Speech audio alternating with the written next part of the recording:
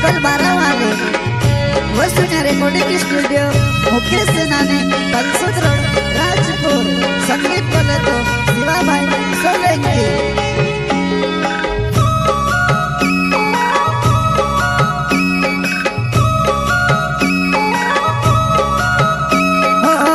मारो मारो कोरिने में से कहतेली वा जानो मारी धीमी कहाँ छुड़ेवा। मारो मारो कोरिने में से कहतेली वा जानो मारी धीमी कहाँ छुड़ेवा।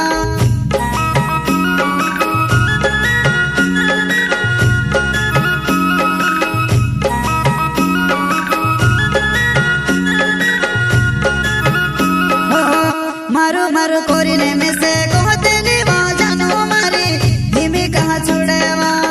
मारो मारो कोरिने में से कहतेली वा जानो मारी धीमी कहाँ छुड़ेवा।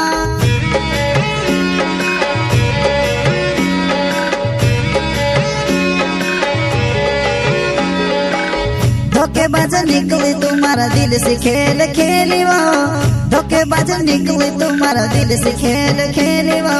दिल से खेल खेली वो। धोखेबाज निकली तुम्हारा दिल से खेल खेली वो।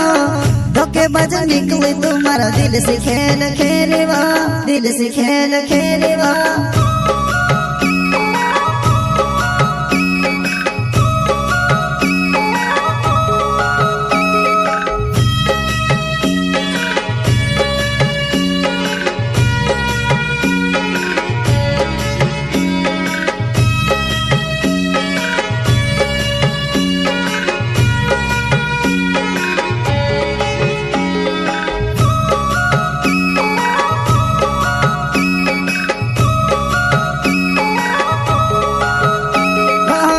बाबू बाबू कोरिने में से कहतेली वा जानो मारी खुला मासु देली। बाबू बाबू कोरिने में से कहतेली वा जानो मारी खुला मासु देली।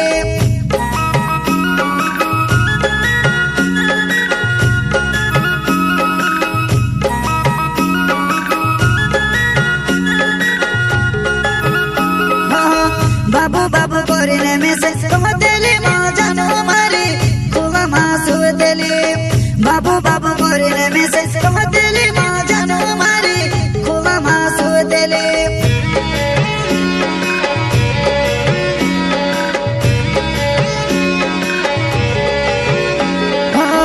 बेवफा निकली तू जान से मारी ले दीवा। बेवफा निकली तू जान से मारी ले दीवा। जान से मारी ले दीवा। बेवफा निकली तू जान से मारी ले दीवा। बेवफा निकली तू जान से मारी ले दीवा। जान से मारी ले दीवा।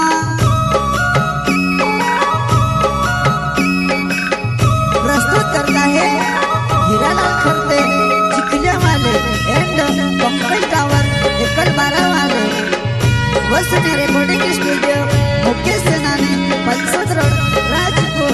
संगीत बोले तो शिवा भाई सोलंकी।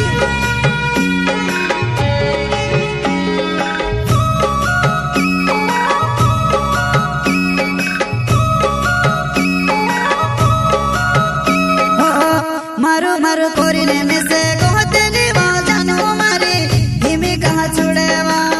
मारो मारो कोरिने में से कहतेली वा जानो मारी धीमी कहाँ छुड़ेवा।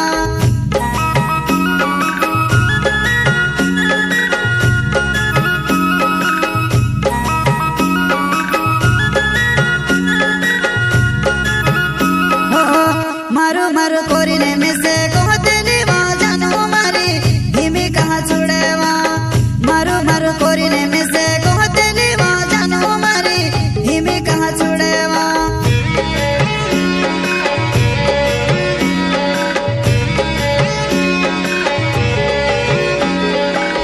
हीरालाल खरते नाव चिखेल्यो मारो गाँव छे। बोलो सुध धोड़े रहो तुसे भी मालूम छे। हीरालाल खरते नाव चिखेल्यो मारो गाँव छे। बोलो सुध धोड़े रहो तुसे भी मालूम छे। तुसे भी मालूम छे।